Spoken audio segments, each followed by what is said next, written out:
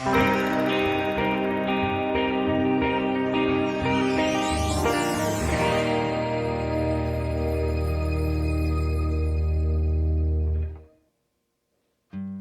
noite, meus irmãos, paz seja convosco. Louvado seja o nome do Senhor por mais uma vez estarmos aqui. Nós vamos louvar a Ele nessa noite. Medite na letra deste louvor. Meu Jesus maravilhoso és, minha inspiração a prosseguir. Mesmo quando tudo não vai bem, eu continuo olhando para Ti. Pois sei que Tu tens o melhor pra mim. Há um desejo no Teu coração. Ó, dai-me forças pra continuar, dando a promessa em oração. Firme, ó Deus, está o meu coração, firme nas promessas do Senhor. Eu continuo olhando para Ti, e assim eu sei que posso prosseguir. E mesmo quando eu chorar, as minhas lágrimas serão para regar a minha fé e consolar meu coração. Pois o que chora aos pés da cruz, clamando em nome de Jesus, alcançará de Ti, Senhor, misericórdia, graça e luz.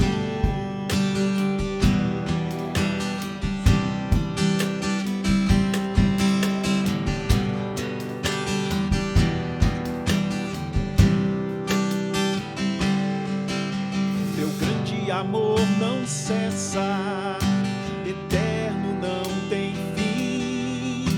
Quão grande és Tu, Senhor, quão grande és pra mim. Tua graça é o meu refúgio, descanso no Teu poder. Maravilhoso és pra mim. Firme, ó Deus, está o meu coração, firme nas promessas do Senhor. Eu continuo olhando para Ti, e assim eu sei que posso prosseguir. E mesmo quando eu chorar, as minhas lágrimas serão para regar a minha fé e consolar meu coração.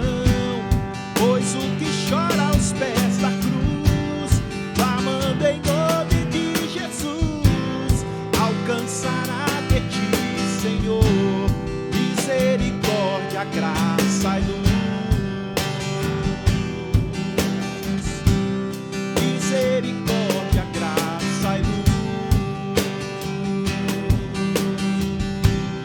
Misericórdia, graça e luz.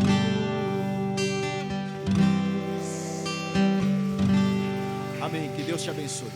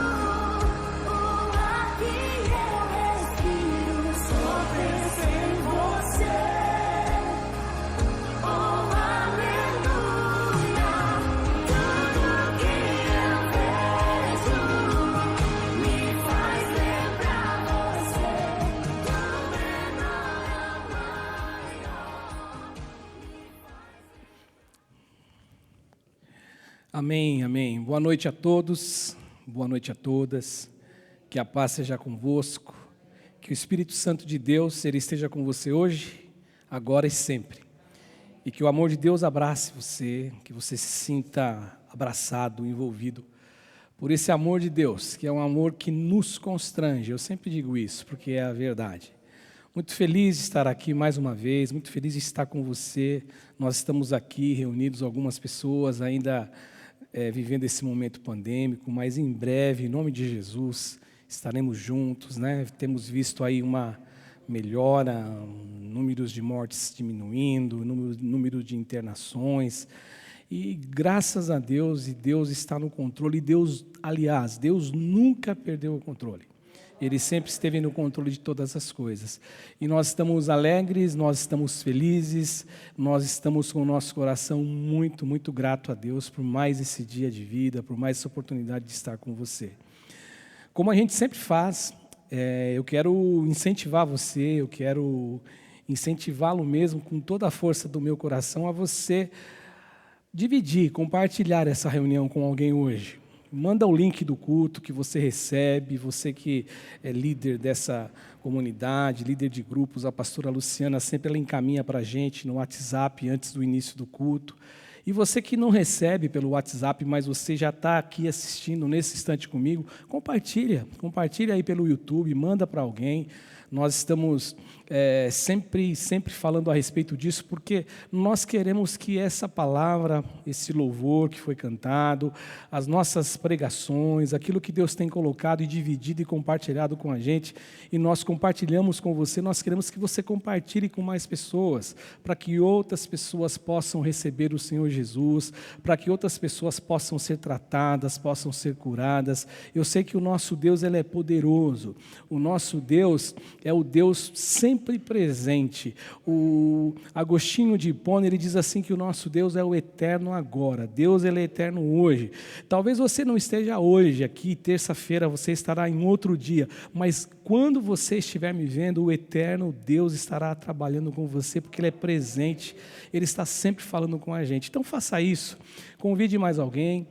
Adquira o hábito que nós temos ensinado você também. Toda vez que você entrar para assistir o culto no YouTube, vai lá dar o joinha, porque aí o canal, né, o YouTube, a ferramenta, vai entender que o nosso culto, a nossa programação, ela tem uma certa relevância, ele vai distribuir para outras pessoas também.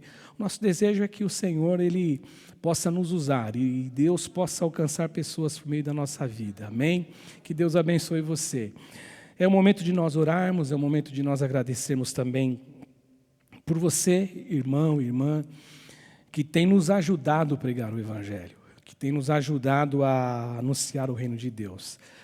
Para que nós estivéssemos, ou para que nós tivéssemos aqui uma comunidade, um cantinho para reunir, existem pessoas que patrocinam a obra. Você patrocina essa obra, eu patrocino, o pastor Ivaldo patrocina, nós pastores patrocinamos essa obra, porque nós entendemos que é bênção de Deus a gente poder patrocinar a obra de Deus. Eu aprendi também, desde criança também no Evangelho, que quando nós não pregamos, não temos como ir em missões, o nosso valor monetário ele se torna em serviço para a casa de Deus. Eu sempre gosto de lembrar, vira e mexe eu falo disso, porque é uma realidade. Ferrazópolis é a nossa igreja-mãe, e Ferrazópolis é a nossa igreja-mãe, e não só aqui do Alves Dias, mas de outras igrejas da região. O pastor Bispo ele fez um bom trabalho, faz um bom trabalho, e a igreja foi crescendo. Mas sabe o que acontece? Lá no Ferrazópolis, teve alguém que sonhou junto com o pastor, teve alguém que acreditou, teve alguém que entendeu que o reino de Deus ele tem que expandir, que o reino de Deus não é para a gente ficar só para a gente, só para nós, não, tem que existir uma expansão do reino de Deus. E para isso, eles contribuíram, eles foram fiéis nos dízimos, nas ofertas, e o Alves Dias nasceu. E por conta disso, por conta dessa fidelidade, quantas pessoas que entram por essa porta, quantas pessoas que já foram transformadas, famílias foram mudadas, pessoas foram resgatadas, casamentos foram restaurados. Por quê? Porque existiu alguém que entendeu que é melhor dar do que receber, que é bênção de Deus, que é privilégio contribuir na obra de Deus. Então eu agradeço a Deus de verdade, pela tua vida, pela vida dessa igreja e dessa comunidade. Eu tenho em minhas mãos aqui hoje o dízimo da Cláudia Almeida Vieira e seu esposo Josinaldo Amaro de Lira.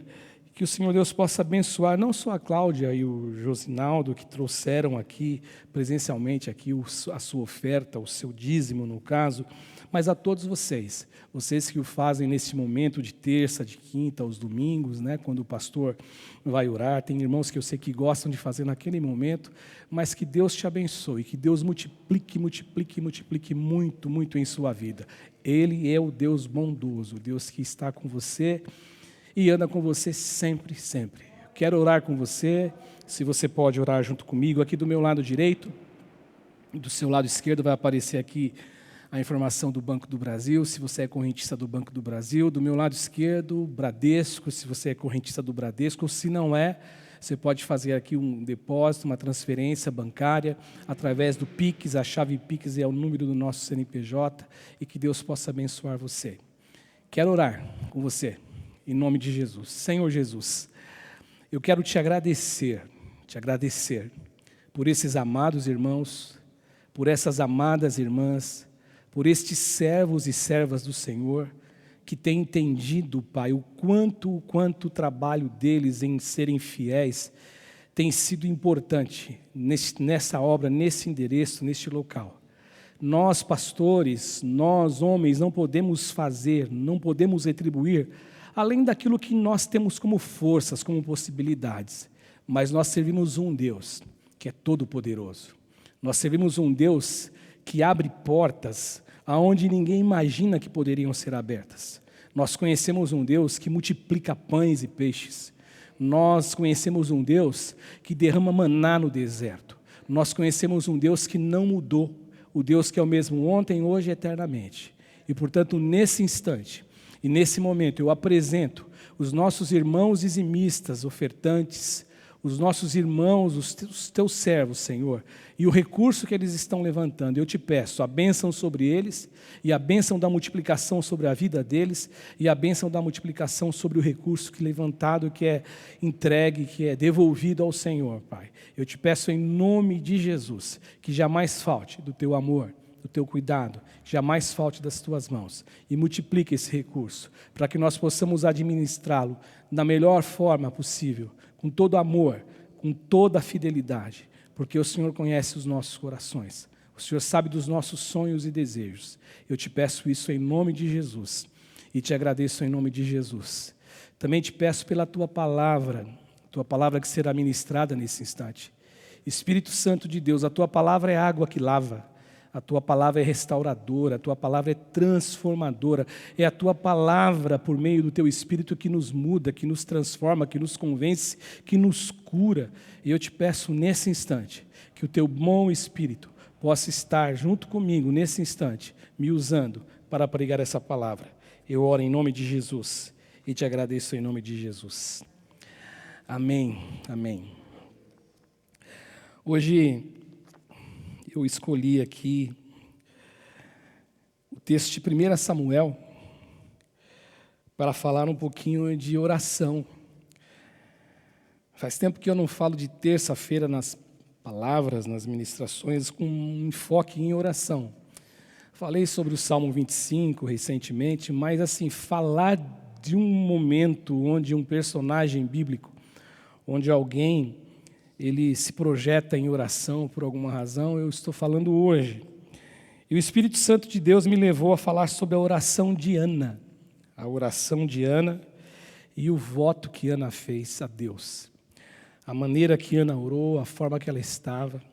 E o texto está em 1 Samuel, primeiro livro de Samuel, no capítulo 1, do verso 9 até o verso 18.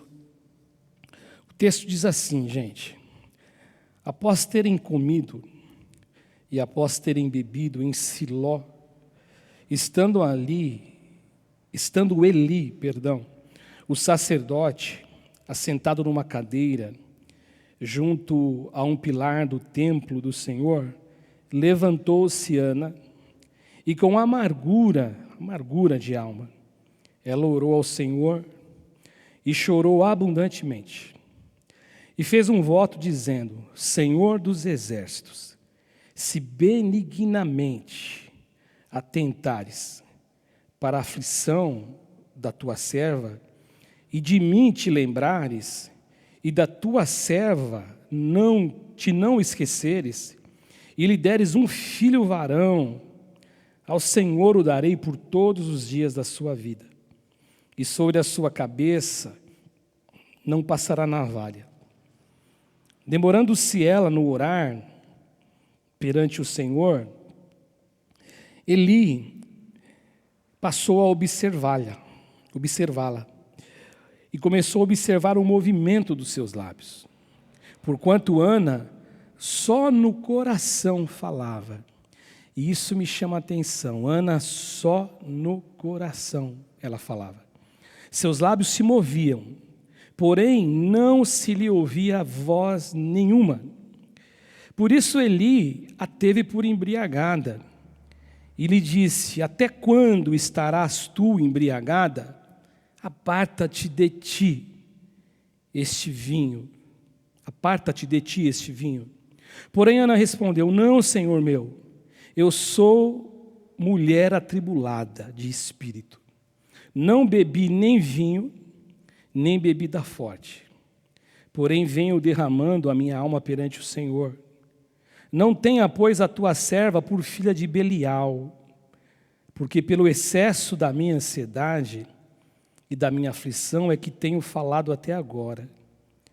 Então lhe respondeu Eli: vai-te em paz, e o Deus de Israel te conceda a petição que lhe fizeste. E disse ela: acha a tua serva mercê diante de ti.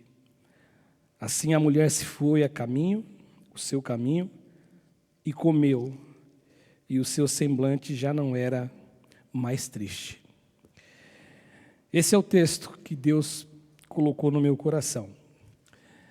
E aí eu fiquei pensando o seguinte: se nós estivéssemos aqui, presencialmente num grupo, ou numa formação, ou no formato do culto de oração, como nós temos o formato desse culto há alguns anos, muito tempo, nós migramos esse formato do culto de oração do Alvigias, lá do Ferrazópolis, com o pastor Bispo.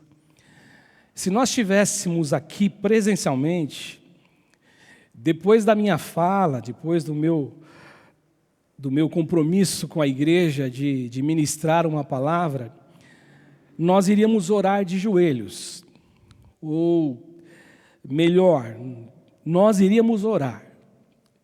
Alguns de joelhos, alguns iriam se deitar ao chão, como nós comumente vimos aqui durante as terças-feiras de tantos anos antes da pandemia. As pessoas se jogam no chão num sinal de humilhação, num sinal de entrega absoluta diante de Deus. Alguns estariam andando pelos corredores e estariam falando com Deus, estariam abençoando algumas pessoas que estavam orando, estivessem orando, melhor dizendo. Esse seria o cenário que eu enxergaria aqui, por exemplo, hoje. E neste momento com Deus, nesse face a face com Deus, alguns estariam orando, agradecendo a Deus pela vida, agradecendo a Deus pela família, agradecendo a Deus pelos filhos, pelos pais, agradecendo a Deus pelos netos, agradecendo a Deus pelo trabalho, agradecendo a Deus por conhecer Deus, por poder ter acesso a Ele, por poder falar com Ele, por poder dirigir o nosso sentimento diante da presença dEle. Talvez alguns estariam derramando sim lágrimas diante de Deus e sem nenhum som de voz, como Ana, apenas chorando, sendo que esse choro não necessariamente seria um choro de tristeza, poderia ser um choro de alegria, um choro de satisfação. Alguns não, alguns seriam um choro de tristeza profunda, de tristeza na alma, de tristeza que rasga a alma, porque você não sabe como lidar com a situação a qual se apresentou a você. Talvez alguns estivessem apresentando diante de Deus uma queixa, uma reclamação, fazendo uma oração muito espontânea e muito sincera, mas se queixando a Deus. Como eu me lembro agora e me vem à memória a oração do profeta Abacuque, quando Abacuque ele se apresenta diante de Deus, ele apresenta diante de Deus uma queixa, porque na cabeça do profeta Abacuque, na mente dele, ele não conseguia conceber que Deus iria castigar a nação de Israel, iria ferir a nação de Israel pelo pecado de Israel. Não que o pecado não trouxesse e não traria, talvez esse seja o verbo melhor, um castigo sobre a nação, mas o que o profeta não admitia dentro dele, e aí ele se derrama diante de Deus em forma de queixa, num formato de queixa, porque ele não achava que a nação que Deus iria usar para punir o seu povo, ensinar o seu povo, era uma nação muito mais pecadora do que eles. Era uma queixa. Talvez a gente não chegasse aqui e não chegue aqui ao extremo de fazer a oração do Salmo 137, quando o salmista ele fala assim: quem me dera, quem aparecesse alguém que atacasse os nossos inimigos e pegassem os filhos dos nossos inimigos e os lançasse contra uma rocha. Uma oração com ira, uma oração com mancha, uma oração com mágoa, uma oração ferida. Mas era uma oração, fugindo totalmente daquilo que Jesus nos ensinou, mas era uma oração que o salmista estava fazendo. E diante desse descritivo que eu fiz aqui de possibilidades de oração, talvez surgisse alguém no nosso meio que dissesse assim: poxa, mas essa oração é errada, o irmão está orando errado. Quantas vezes alguém não diz isso para você? Você está orando errado, mas alguém disse que a oração errada é aquela oração que não é feita. É quando nós nos escondemos de Deus e não falamos mais com Deus. Mas a oração pura, a oração que nasce de um coração sincero, é uma oração verdadeira. Alguém também disse assim: se você não pode orar como deve, você deve orar como pode. Mas o que Deus ele espera é que você ore, que você fale com Ele, que você transmita aquilo que você sente dentro de você. E outra coisa importante a ser dita aqui é que a oração é o meio, é uma forma mais democrática que existe para todo ser humano do planeta. Deus ele concedeu essa experiência que todos podem ter, todos, sem exceção, independentemente da religião, do conceito que a pessoa tem, mas Deus, Ele concede essa experiência e essa possibilidade a todos. Outra coisa que eu aprendi também, que a oração ela é misteriosa, a oração é um mistério. A oração, às vezes nós oramos e a sensação que nós temos é que a nossa oração ela não está chegando aos céus. Parece que Deus ele se tornou um Deus indiferente, um Deus que tem muita coisa a fazer e não se preocupa com a nossa fala, porque às vezes a nossa oração é uma oração tão infantil, vamos dizer assim, mas ela é uma oração, e Deus não as vê assim, as orações, como infantilidade, desde que ela seja com um coração puro. Mas às vezes você ora e a resposta não vem, e aí no seu coração e na sua mente você fala: poxa, mas será que Deus está me ouvindo? Mas eu aprendi também que na oração, o que nós temos que ter a certeza, a convicção no coração, de que quando nós oramos, ainda que eu não escute a voz de Deus por alguma razão, sem nós entendermos que é um mistério, o que nós temos que ter no coração, na plenitude da alma e do ser, a certeza, a fé de que eu não estou orando sozinho, Deus não vai me deixar no vácuo, Deus me vê, Deus me enxerga, Deus me ouve. E muito embora eu não sinta Deus, muito embora eu não consiga sentir de repente a resposta de Deus, eu preciso crer que a oração está subindo até o trono de Deus.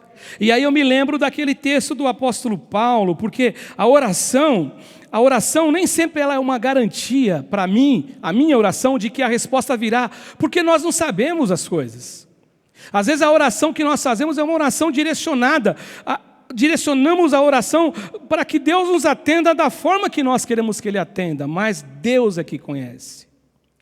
Eu me lembro, já contei aqui algumas vezes, eu não me lembro se aqui no YouTube, na nossa pregação gravada, mas eu me lembro que quando o Guilherme ficou internado, meu filho, ficou na UTI, eu já contei isso aqui, eu confesso para vocês que a gente é ser humano e a gente é igual a todo mundo, como eu dizia domingo, ninguém é extraterrestre, nós somos iguais. O que nos diferencia um do outro é o tempo de investimento na presença de Deus. Quem investe mais tempo na presença de Deus, talvez ele se torne alguém mais sensível ao mundo espiritual, mas não existe diferença quando Deus olha para nós como seres humanos, somos todos iguais. Eu me lembro que eu estava aflito porque o meu filho foi internado e eu orei por ele na UTI, e nunca tinha tido aquela experiência de orar por um filho na UTI, mas eu orei para tantas pessoas na UTI, e eu me lembro que eu orei pelo Guilherme na UTI, e na hora que eu terminei a oração pelo meu filho, uma pessoa do lado disse assim: pastor, você pode orar por mim? E eu me lembro que naquele dia eu encontrei com a irmã Rita também, que foi visitar o Guilherme, nós nos encontramos na UTI do Hospital Assunção, e eu orei por aquele homem. E orei por aquele homem, porque ele pediu oração, e eu fiz a oração por ele, com imposição de mãos. Para os outros que não me pediram, eu orei em espírito, pedindo para que Deus os visitasse, os abençoasse, do mesmo modo. Só que no dia seguinte, quando eu voltei para visitar meu filho, aquele homem tinha tido alta, e o meu filho estava lá. E o meu coração estava muito angustiado, muito angustiado. E eu me lembro que a minha esposa disse assim: olha, bem, o grupo de intercessão passou uma informação de que hoje às 23 horas, todos nós vamos orar pelo Guilherme, pela saúde dele. E eu me lembro que eu orei, e na verdade eu não orei, eu chorei. Eu só chorei, porque eu não conseguia orar. Porque você não sabe o que está acontecendo, você não sabe o que pode acontecer, porque nós somos seres humanos, nós somos falhos demais. Mas eu me lembro de uma coisa que eu jamais vou esquecer enquanto eu viver. Quando eu me levantei da oração, eu não tinha a resposta, eu não tinha a garantia que o meu filho teria alta, mas eu tinha a paz de Deus dentro da minha alma. E quando eu me levantei diferente. Levantei com a minha alma repleta de Deus, de fé, de amor, de esperança, de graça. E é exatamente isso que Paulo fala, quando Paulo fala assim, não andeis ansiosos, Filipenses 4, 6 e 7, não andei ansiosos de coisa alguma, em tudo, porém, sejam conhecidas diante de Deus as vossas petições. E aí ele fala como? Pela oração, que é uma oração que nós fazemos todos os dias, de madrugada, que a gente ora, abençoa, mas pela súplica, quando algo nos sobrevém, algo nos ataca, nós somos alcançados por algo, aí a súplica é diferente da oração. Aí o calo aperta de uma maneira maior, e aí você suplica. E aí Paulo fala oração, súplica e agradecimento, ações de graças. Paulo não diz que Deus irá responder a oração, mas Paulo diz o que vai acontecer com a alma que ora desse jeito. E a paz de Deus, que excede todo entendimento, guardará o vosso coração e a vossa mente em Cristo Jesus. Essa é a promessa. E aí, gente, quando eu olho para Ana, eu fico olhando para Ana, eu estava pensando na semana passada para falar aqui hoje, o que essa lição, o que essa história, melhor dizendo, tem como lição para a gente? O que Ana me ensina nesse momento de vida dela? E eu destaquei aqui 3 lições, como a gente costuma fazer. E a primeira lição que eu encontrei aqui, olhando para a vida de Ana, dessa mulher, eu vejo aqui que ela me ensina que eu e você, muito embora a gente atravesse esses momentos de amargura na vida, de crise, de deserto, de angústia, de medo, por que não dizer em alguns casos de pavor, de insegurança, mesmo quando a gente atravesse isso, nós não devemos deixar de orar. A Ana me mostra que em momentos de amargura, a oração ela vale do mesmo jeito do momento de felicidade. No momento de alegria na alma, a oração tem que existir.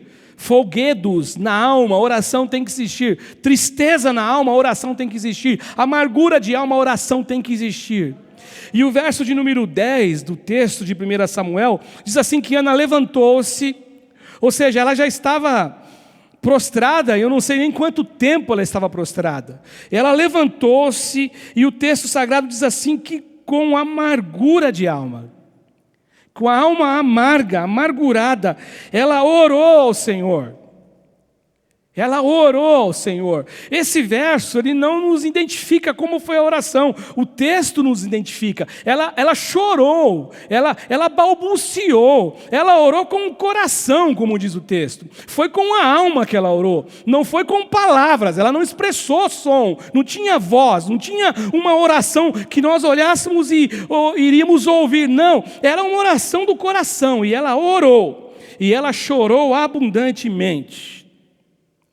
E quando eu vejo isto aqui, Ana me ensinando que eu não posso, de forma alguma, me invalidar e tornar inválida a minha oração no momento de amargura, eu entendo que Ana me ensina isso, sabe por quê? Porque Deus, o teu Deus, o nosso Deus, o Deus que nos ama, é o Deus que jamais vai olhar para a gente com desprezo e com uma posição de nos ignorar quando a gente passa por algum sofrimento de amargura e de tristeza. E aí a gente começa a entender que Deus, ele enxerga absolutamente tudo que nós passamos. Tudo. Davi diz assim, ainda a palavra não me chegaste à língua e o Senhor já conhece. A minha oração de coração, de alma, a minha oração de mente, Deus ouve, Deus sabe, Deus identifica, Deus sabe, Deus conhece. Deus não é impotente, Deus não tem limitação, Deus não tem um número de orações que Ele consegue ouvir e passou daquele número Ele não ouve. Não, Deus ouve todas as orações. Todo mundo que clama, todo mundo que amargurado clama, todo mundo que feliz agradece, Deus ouve a oração, porque Ele é Deus poderoso. E aí a gente começa a entender, em primeiro lugar, por que Ana estava tão aflita, porque ela era insultada por Penina. Penina era uma outra esposa de Eucana. O texto no capítulo 1, que eu não anotei, não vou ler, mas o começo do livro fala que Eucana era casado com Penina, e Penina tinha filhos e filhas, e Ana era estéril. E se já não fosse o peso da esterilidade sobre a alma de Ana, sobre a consciência de Ana, de existir naquela época uma mulher estéril, e aí era um sinal de que a bênção de Deus não era sobre ela, por alguma razão, era essa crença que eles tinham na alma, no coração, de conhecimento, eles tinham isso na razão deles. Além de ter esse sofrimento, ela, na verdade, ela era perseguida pela sua esposa.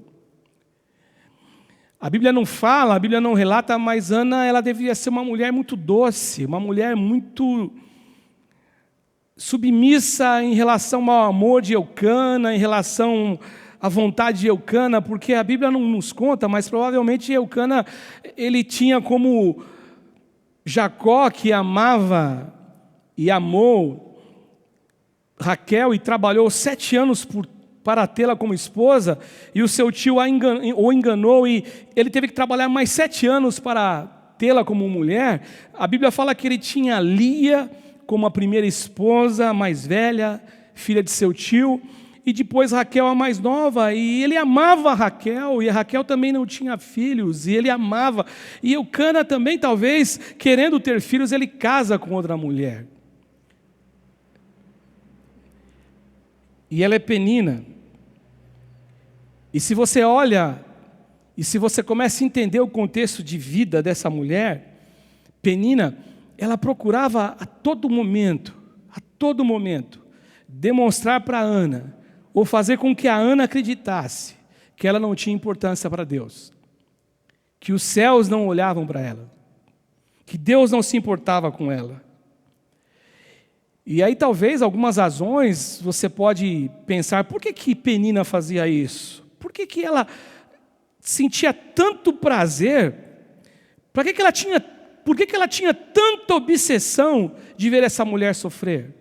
De ver essa mulher amargurada? Talvez a razão fosse porque ela invejava a bênção do amor de Eucana por Ana, que o texto diz assim, que ele dava as ofertas, ele dava alguma coisa para essa mulher e os filhos, mas ele dava a porção dobrada para Ana. E Ana consigo mesmo, vendo uma situação dessa, ela sentia um desassossego na alma. Ela sentia tristeza na alma. E toda vez que eles iam de ano em ano a Siló adorar a Deus, e eles iam caminhos e dias, com certeza essa mulher era humilhada. Ela passava por dificuldade. E Penina gostava e sentia prazer em ver a aflição dessa mulher. Só que eu olho para cá, gente, para esse texto aqui de 1 Samuel, eu vejo Ana me ensinando tantas coisas lindas referentes à oração. Ana ensinando tanta coisa importante. E a primeira coisa que eu vejo, uma das coisas que eu vejo aqui é que as nossas aflições, Ana nos mostra isso, que as nossas aflições, elas não têm poder de nos tornar menos fervorosos diante de Deus. Pelo contrário, a nossa aflição, ela tem até um poder contrário de nos tornar mais fervorosos a Deus. Dependendo do ângulo que nós olhamos, o ponto de vista que nós olhamos, a vista que nós temos de um ponto. Então, de repente, quando você olha e você fala, não, eu vou buscar a Deus, eu confio em Deus, Deus está comigo. E a grande verdade disto, que quando nós passamos por um vale de aflição, essa aflição, ela não tem poder de nos deixar menos fervorosos. Eu lembro de Jesus. Eu lembro de Jesus orando no jardim do Getsemane, que a Bíblia fala que ele orou com tanta intensidade, a aflição dele era tão grande, mas ele orou tão fervorosamente diante de Deus. A Bíblia fala que ele suou gotas de sangue, mas ele buscou com muita intensidade a presença de Deus. E Ana demonstra para nós que na amargura de espírito, na aflição da alma, eu posso ser fervoroso diante de Deus. Eu posso buscar a Deus. Ela nos ensina que Deus, Ele nos está vendo. Ela nos ensina que nós não somos ignorados por Deus. Ela nos ensina que Deus nos conhece. E acima de tudo, Deus não só nos conhece em nossos atos e nossas atitudes no mundo exterior, aquilo que eu faço para o lado de fora. Deus, Ele me conhece na alma, Ele conhece a inquietude da minha alma. É isso que Ana me mostra.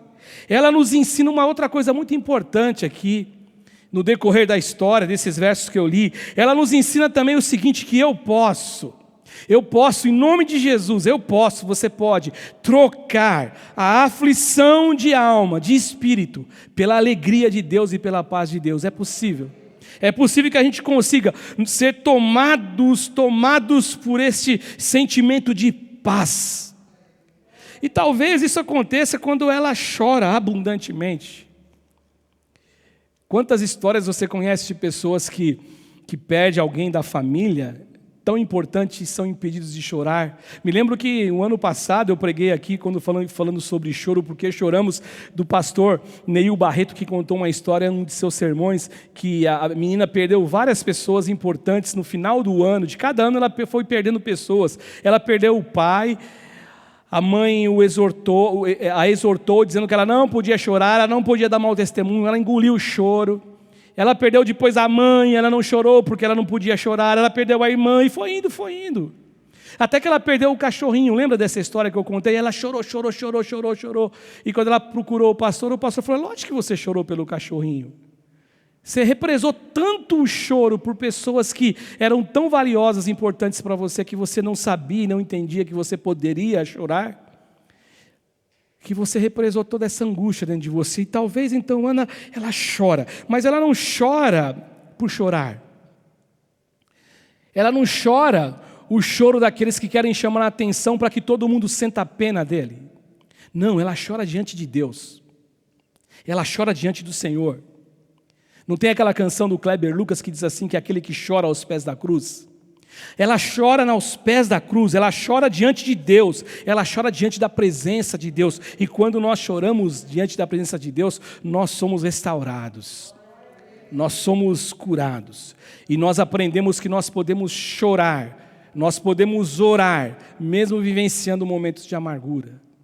Uma outra coisa que Ana me ensina aqui, quando eu vejo a experiência dela de oração, é que Deus ouve a oração.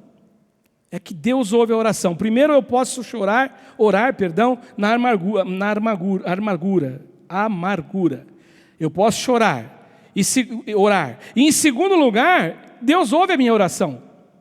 Deus ouve a minha oração. O texto no verso 11 diz assim, ela fez um voto dizendo, Senhor dos exércitos, se benignamente atentares para a aflição da tua serva, e de mim te lembrares, e de a tua serva não te esqueceres, e lhe deres um filho varão, eu vou devolver, eu darei por todos os dias da sua vida, e sobre a cabeça dele não vai passar navalha, quer dizer, o meu filho será para o Senhor, a vida dele será para o Senhor. Agora, esse texto, esse pedaço, esse verso me ensina algumas coisas importantes. A primeira coisa importante que ele me ensina é que eu tenho que orar com confiança, com fé. E quando eu oro com confiança em fé, eu tenho que saber que Deus, Ele atende a nossa aflição, porque Ele é um Deus benigno. Ele é um Deus bom. Ele é um Deus bom. Deus não é um Deus ruim.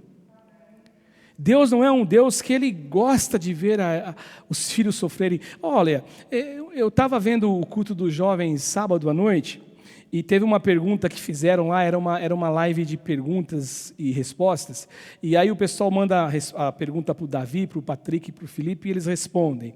E aí perguntaram assim, né, uma pessoa perguntou, ninguém aparece com o nome, mas perguntaram assim para ele, para o Davi e para eles, para o Patrick e Felipe. Olha, o que eu respondo a uma pessoa?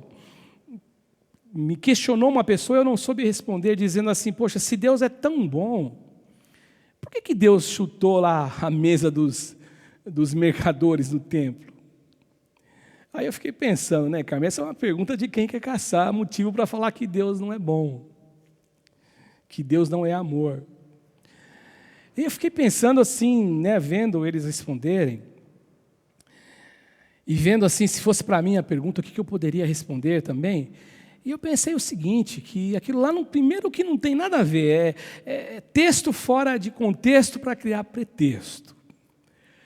E se a gente fosse falar de amor ali, a única coisa que eu teria para falar sobre amor ali, pensando como essa pessoa que perguntou para essa pessoa crente em Jesus, que o nosso Deus, Ele estava demonstrando amor, sim, e zelo pelas coisas de Deus.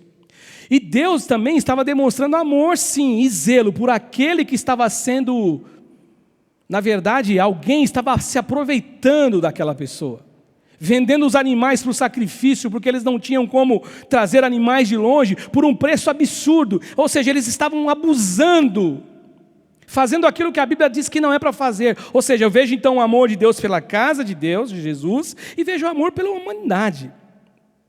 Mas eu nunca pensei, mesmo antes de ser um cristão, quando alguma catástrofe aconteceu, alguma coisa aconteceu, eu nunca quis ser um teólogo de plantão nessas ocasiões, sendo que a minha vida toda eu me ausentei de Deus, mas agora que alguma catástrofe aconteceu, eu visto uma roupa de teólogo e começo a achar que eu entendo alguma coisa da vida e eu posso criticar Deus achando que Deus errou, e eu viro um expert de Deus. Eu nunca pensei assim. O que eu vejo em toda a Escritura é que Deus é amor. O que eu vejo em toda a Escritura é que Deus ouve você. Eu vejo em toda a Escritura que Deus, Ele ouve a tua oração. Eu vejo em toda a Escritura que Deus se entregou de forma voluntária a você. Eu vejo logo no primeiro capítulo da Bíblia de Gênesis, a Bíblia dizendo que o homem pecou, o homem desobedeceu, e eu vejo Deus sacrificando um animal, porque o sacrifício ali do homem seria o meu sacrifício, no caso, ele seria um sacrifício que jamais iria satisfazer aquilo que Deus exigia como justiça. Então Deus, Ele mata ali um animal, o primeiro animal que morre, já nos mostrando que lá na frente haveria alguém de morrer, pelo meu pecado e pelo teu pecado. Portanto, isso basta, isso é amor, porque Ele morre a minha morte, Ele paga o meu preço. Isso é amor. Amor exagerado, amor. Que nem aquela canção antiga para os mais velhos: se isso não for amor, o oceano secou. Não existem estrelas no céu, andorinhas não existem. Portanto, eu vejo Ana me ensinando exatamente isso, que Deus, Ele é um Deus que tem lembrança da minha história. Ele é um Deus que tem lembrança do meu passado, do meu presente, Ele conhece meu futuro. Deus é o Deus que Ele conhece o meu sofrimento, Ele sabe a minha angústia, Ele sabe a minha dor. Deus é o Deus que conhece as minhas alegrias, Deus conhece as minhas satisfações. Deus, Ele é Deus, Deus não se esquece de ninguém. Agora, num exercício de oração, o que Deus espera de nós é que a nossa oração ela aconteça num processo de entrega sem reservas. Não é desconfiar de Deus. Não, eu confio em Deus. A minha confiança está no Senhor. Ele é o meu Senhor. Ele é o Senhor dos exércitos, como Ana diz assim, Senhor dos exércitos. E isso fica claro quando no verso 15... ela diz assim: eu venho derramando a minha alma perante o Senhor.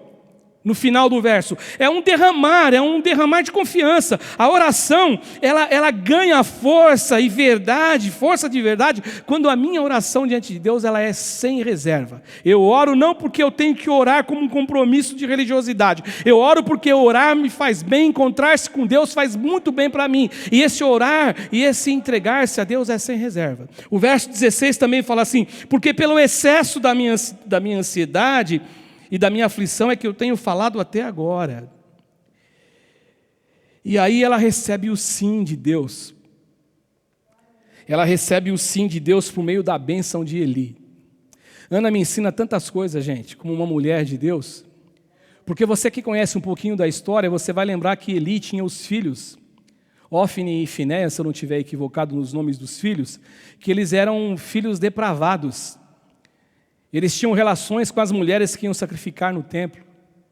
As mulheres provavelmente iam bêbadas ao templo também, porque ele olhou para Ana e falou: é uma daquelas mulheres que vêm aqui embriagadas.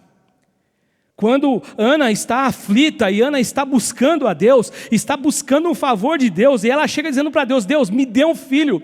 Ela é diferente de Raquel. Raquel disse: me dá filhos, eu quero filhos. Ana é modesta, ela quer um filho, e o filho que ela deseja não é para devolver, o que ela queria era gerar. Ela queria sair daquela marca, daquele selo, daquela mística que tinha sobre ela, que ela era uma mulher que os céus não a ouvia. Ela queria sair daquele pesadelo que ela tinha de enfrentar todos os anos e todos os dias, e quando ia uma vez por ano, isso ficava mais severo, que ela convivia com Penina no caminho de volta, no caminho de ida, em oração, e ela ia com todos os filhos, Penina no caso, e Ana não tinha filhos. O que ela queria era um filho, e ela é tão humilde, ela me ensina tanto que ela poderia falar para ele: quem é você para falar alguma coisa? Os teus filhos fazem tudo errado aqui. Mas pelo contrário, ela o chama de Senhor. Não, meu Senhor, essa mulher que está aqui orando diante de Deus, que você acha que está embriagada, é uma mulher que está aflita de espírito, está aflita em sua alma, e nessa aflição de alma, Deus a ouviu, e quando ela diz para Eli, Eli diz o seguinte: vai-te em paz. Ele não pergunta o que ela estava pedindo, ele não demonstra essa curiosidade como um homem de Deus, ele fala assim: vai-te em paz. E como um sacerdote de Deus, ele diz o seguinte: vai-te em paz e que o Deus de Israel lhe conceda a petição que lhe fizeste. E disse ela: ache a tua serva mercê diante de ti. E o texto diz assim, que a mulher foi em seu caminho e comeu. E o semblante já não era triste, porque o Espírito Santo de Deus a tomou, a invadiu e trouxe paz à alma dela, porque não existe oração na aflição, oração aflitiva que Deus não ouça, quando ela é feita com toda a verdade, com todo o quebrantamento diante de Deus. E em último lugar, a Ana me ensina nessa história, nesse contato, nessa experiência de oração, que é algo que eu acho maravilhoso, que o próprio filho dela, depois Samuel, aprendeu com o próprio Deus, dizendo a ele. Mas eu vejo aqui que Ana já me ensinou isso, aqui nos ensina, que Deus não nos vê como os homens nos vê. Deus não nos enxerga como os homens nos enxergam. Eu me lembro que um dia eu disse para um amigo assim, que eu falei, você se preocupa muito com o que as pessoas vão dizer de você. Eu não estou dizendo que você tem que fazer alguma coisa errada. Não, mantenha o teu olhar em Cristo Jesus e deixe com que as pessoas falam, mas não ouça. Porque quem conhece o teu coração é o Senhor. E a Ana, aqui no verso 12 e no verso 13, diz o texto sagrado que demorando-se ela no orar perante o Senhor, passou ele a observar o movimento dos lábios dela. Porquanto Ana só no coração falava. Eu acho isso lindo. Eu acho isso maravilhoso. Só no coração ela falava. Os lábios se moviam. Porém não se lhe ouvia voz nenhuma. Por isso que Eli a teve por embriagada. Quantas vezes você não é compreendido por alguém? Por um irmão? Por alguém? E você sabe que você está certo, você sabe, e você não é compreendido. Ana aqui, ela foi tida como uma mulher embriagada.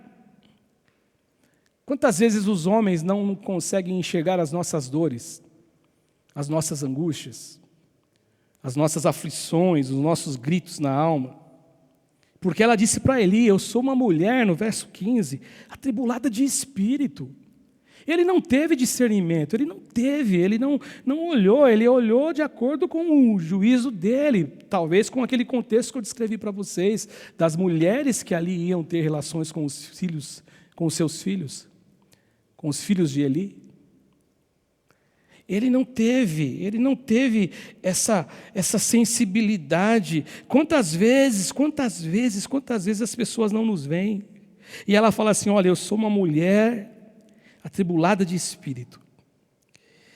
Porém, eu venho derramando, novamente o verso 15 que eu já li, derramando a minha alma perante o Senhor, e o 16 também, porque pelo excesso da minha ansiedade e da minha aflição que eu tenho falado até agora. Mas eu louvo a Deus, gente, eu louvo a Deus, sabe por quê? Porque Deus, Ele tem uma capacidade suprema de nos ouvir e de nos conhecer. Eu louvo a Deus, sabe por quê? Porque o meu pensamento, o teu pensamento, os nossos pensamentos são palavras diante de Deus. Quando eu olho para Ana, eu vejo aqui, Eli não conseguiu ouvir a voz, não conseguiu ouvir som, é o que o texto está dizendo aqui. Ele só via movimento dos lábios, ele teve por embriagada, mas Deus conhecia o pensamento de Ana. O único capaz de conhecer a linguagem do coração é o nosso Deus. É só Ele que conhece. Deus conhece a linguagem do coração. Deus conhece o som do coração. Deus conhece a voz do coração. É isso que Ele conhece.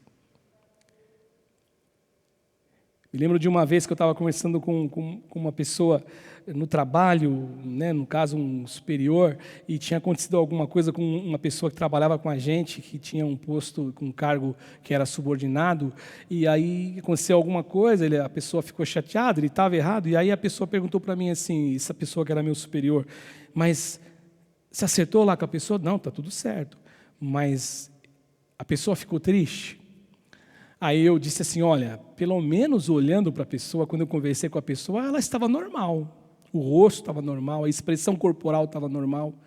Às vezes nós oramos, às vezes nós falamos com Deus e nós não demonstramos nada para ninguém. Ninguém sabe. Eu me lembro que quando eu congreguei lá no Ferrazópolis com o pastor Bispo e nós estávamos aqui 9 dias e lá, e nós tínhamos culto a semana inteira, era de segunda a segunda. E era bem puxado mesmo, e era segunda-feira 9 dias, terça no Ferrazópolis, quarta no Ferrazópolis, quinta 9 dias, sexta 9 dias, sábado a gente revezava o final de semana, era bem assim, mas era tão gratificante, era corrido, mas era bom. E eu me lembro que às vezes eu chegava em casa, e a minha esposa, eu saía do trabalho e ia direto para o Ferrazópolis, e aí eu chegava em casa, ela falava assim para mim, poxa bem, o pastor Bispo não está bem, né? E eu falava, como não está bem? E aquilo me surpreendia. Como não está bem? Eu estava com ele até agora. E às vezes ele não estava bem de saúde, mas o homenzinho lá, como diz, né, mantendo aquela postura forte, e não queria dar trabalho para ninguém, e aquela saúde, aquela energia. A saúde estava debilitada, mas ele não mostrava para ninguém. Foi. Quantas coisas o pastor Bispo fez. Quando eu penso espiritualmente, a gente pensa do mesmo jeito. Às vezes a nossa oração, a gente não quer preocupar um, não quer preocupar outro. De repente a oração que alguém escuta não é nem a oração do coração, mas Deus está escutando a oração do coração. É a oração do coração. Deus, ele tem essa capacidade suprema, absoluta de nos ver, de nos perceber. Ele conhece, ele sabe, ele vê essa linguagem. E aí, não adianta disfarce diante de Deus, né? Ele nos conhece, Ele sabe quem nós somos, quem nós somos, o que nós pensamos, o que nós imaginamos, as motivações que nós temos. E eu vejo Ana desse jeito. E aí Ana me ensina mais uma coisa, já é para concluir, já é a minha conclusão no texto de hoje, na minha fala de hoje. Eu vejo Ana me ensinando uma coisa muito, muito importante. Que existe cura na oração. A oração nos cura. A oração, ela nos traz cura. Aquela cantora bem conhecida, nossa irmã Cassiana, ela não canta, a oração é alimento. Oração, então, pensando como a canção diz, ela nos alimenta, ela mata a fome da alma, porque nós nos encontramos com Deus na oração. Na oração, o nosso encontro é com Deus. Na oração, o nosso encontro é com aquele que conhece todos os segredos dos homens, é aquele que sabe todas as necessidades dos homens. Então, na oração, existe cura. E eu vejo isso porque quando a Ana iniciou a oração, ela iniciou a oração ferida. A Ana, ela iniciou a oração dela machucada. A Ana, a oração dela era aflita. Ela estava fazendo uma oração aflitiva. A oração de Ana era uma oração de alguém que não sabia o que fazer, que não encontrava dentro dela a paz que ela gostaria de ter. A oração de Ana é a oração de alguém que está machucada mesmo. O texto diz isso, ela começou assim, só que no verso 18, depois que o sacerdote disse assim para ela, olha, vai-te em paz, que o Senhor de Israel, Ele conceda aquilo que você está pedindo. Você não precisa nem me falar o que você quer, porque eu sei que o meu Deus sabe o que você quer. Então que o Senhor conceda o que você está pedindo. Aí o texto diz assim, assim a mulher foi em seu caminho e comeu, e o seu semblante já não era mais triste, porque o Espírito Santo de Deus entrou na alma daquela mulher. Após a oração, então, ela retoma o seu caminho agora, só que o caminho que ela retoma é um caminho cheio de esperança e cheio de paz. Porque a oração, ela cura. A oração, ela nos liberta. Em nome de Jesus. Que Deus possa te abençoar. Que Deus possa guardar você. E que você possa, cada dia ter esse compromisso com Deus de oração, todos os dias. De falar com Deus, de falar com o Senhor, de contar as suas queixas, de contar as suas realizações, de contar a sua alegria, sei lá, fala para Deus o que você sente, que eu sei que Deus ele está ouvindo a sua oração. Muito embora no início eu disse que a oração é um mistério, eu acredito que ela seja um mistério, até porque nós não sabemos como Deus fará muitas vezes nós não sabemos, mas nós cremos que Deus nos ouve e que nós jamais estaremos sozinhos. Nós não estamos sós, Deus está com a gente. Eu quero orar hoje pelo Douglas, por cura e libertação. Quero orar hoje em agradecimento e continuar orando pelo Luca, da Rosângela. Eu vi que na quinta-feira o pastor Ivaldo leu um depoimento da Rosângela, do André. E agradecer a Deus pela vida do Luca. Hoje também eu oro pelo Benjamin, aquele garoto que nós temos orado, que tem câncer. Pelo papai Valdinei, pela mamãe Elaine. Eu oro pela prima do Carlos, o genro do Celso, da Elaine, a Islaine, a prima do Carlos, que tem um tumor. Apareceu um outro tumor há um tempo atrás, nós estamos em oração. Eu oro pela Thelma, a esposa do Marinaldo, que nós chamamos de Thelminha, que graças a Deus também ela melhorou muito, muito, muito. E Deus tem tirado aquela aflição de cima dela, do corpo físico dela. Eu oro pela Thelma, filha da Nenê, também, que está fazendo as sessões de quimioterapia, está tratando. Pelo Luca, criança de 6 anos, que tem um tumor no intestino. Pelo José Bandeira, câncer na garganta. Ricardo, câncer de pele. Andréa Guerra, câncer. Eu oro pela Vitória, filha do Rivaldo, também, a gente está em oração por ela. Pela Cida, irmã da irmã Ina, e o esposo Vanildo. E pelo filho Francisco. Pelo nosso querido Dinel, pela saúde de Dinel, que Deus dê a ele saúde, e que Deus também encaminhe todo o processo dele junto ao INSS, junto a tudo que ele tem que fazer, a cirurgia, que Deus abençoe ele. A Viviane, a esposa do Poliano, que é o nosso irmão querido também aqui, que está grávida da pequena Antonella, e ele pede oração pela Viviane. Pelos familiares do Severino Strapasson, eu acho que é isso, né, que faleceu, a gente vai orar por eles. Pelo Alexandro de Andrade de Souza, que tem problemas no coração. Pela Raquel, que está com Covid. Pela Geni Antônia, que está entubada por Covid. Tiago Sampaio, 40% do pulmão comprometido. Genivaldo, problemas cardíacos. Agradecer também pelo primo do Dinel, Ricardo, um garoto de 14 anos, que Deus também tem abençoado, tem melhorado. Pelo Ricardo, que está com, né, que também que é oração, problema também de enfermidade. Pela Sônia Ferreira dos Santos e os parentes, que o Senhor Deus possa abençoar. Continuamos orando pelo Leonardo, que está desaparecido, o irmão da Luciene. Nós estamos orando por ele. E hoje eu quero orar pela Cris do Silas também, o Silas que toca com a gente aqui. Hoje a Cris está fazendo aniversário, e que Deus possa abençoar a vida da Cris, e que ela complete muitos anos, e que Deus dê a ela vitórias atrás de vitórias, e que a bênção de Deus seja sobre a vida dela, em nome de Jesus. Vamos orar? Em nome de Jesus? Carmen e Rosângela, se vocês puderem pegar aqui, ó, não vai aparecer vocês aqui no cantinho. Se vocês quiserem aparecer também, não tem problema, tá? Pode aparecer.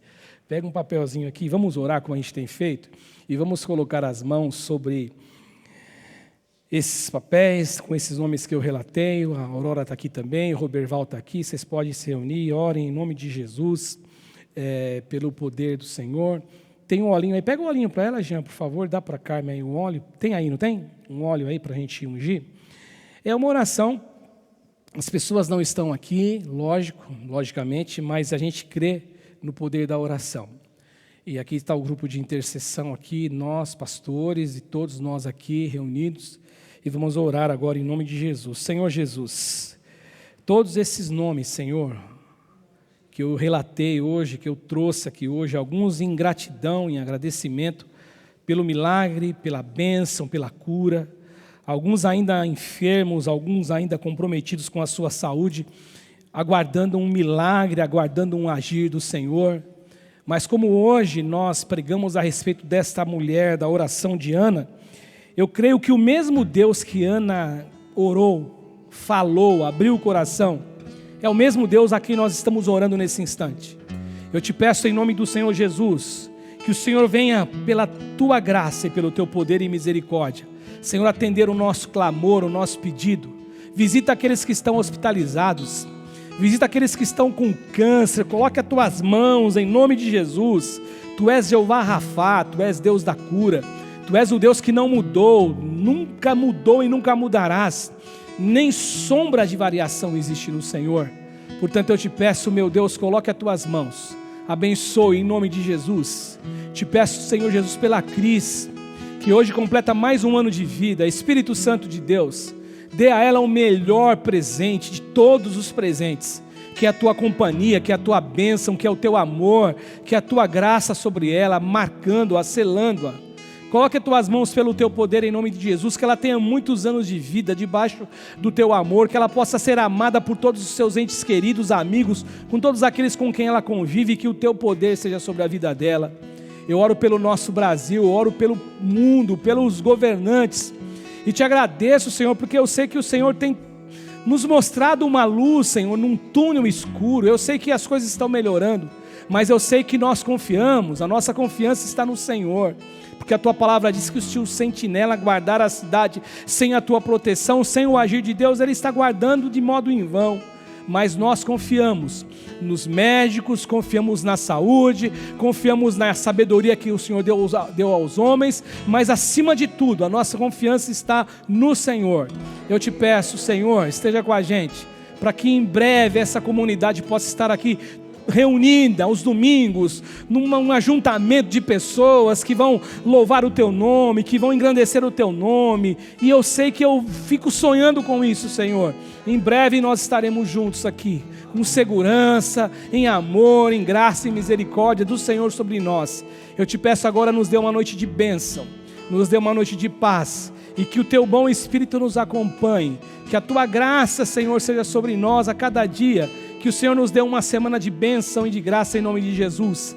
Quinta-feira o pastor estará aqui, Marcelo, Davi, o domingo o pastor estará pregando, portanto nos guarde, nos fortaleça. É a minha oração, em nome de Jesus, te agradecendo por tudo e por todas as coisas. Amém, amém. E que o amor de Deus Pai, e a graça de nosso Senhor e Salvador Jesus Cristo, e a doce comunhão do Espírito Santo, esteja em cada coração, hoje e para sempre. Amém. Amém.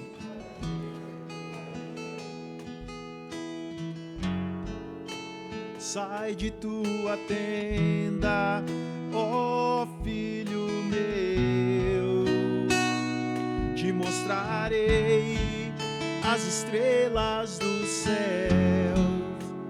Sai de tua tenda, ó filho meu, te mostrarei a areia do mar. Será que podes contar?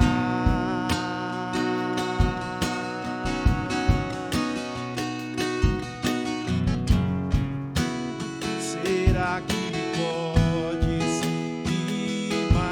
imaginar tudo aquilo que sonhei para ti, filho meu?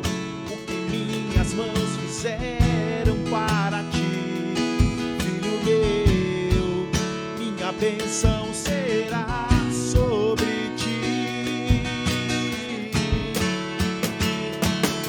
Uma nova história Deus tem pra mim, um novo tempo Deus tem pra mim. Tudo aquilo que perdido foi, ouvirei de sua boca, te abençoarei.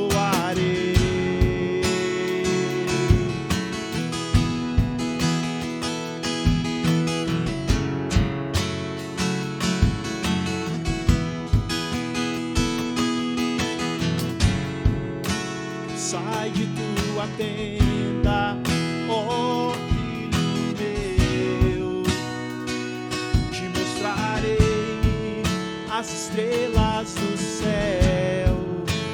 Sai de tua tenda, ó filho meu, te mostrarei a areia do mar. Será que podes contar?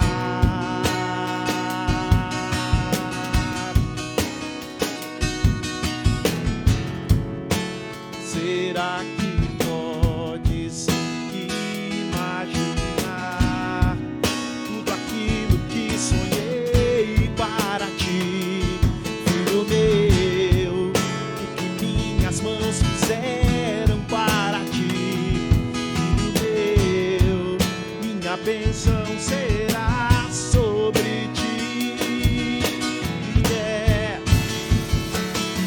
Uma nova história Deus tem pra mim, um novo tempo Deus tem pra mim. Tudo aquilo que perdido foi, ouvirei de sua boca,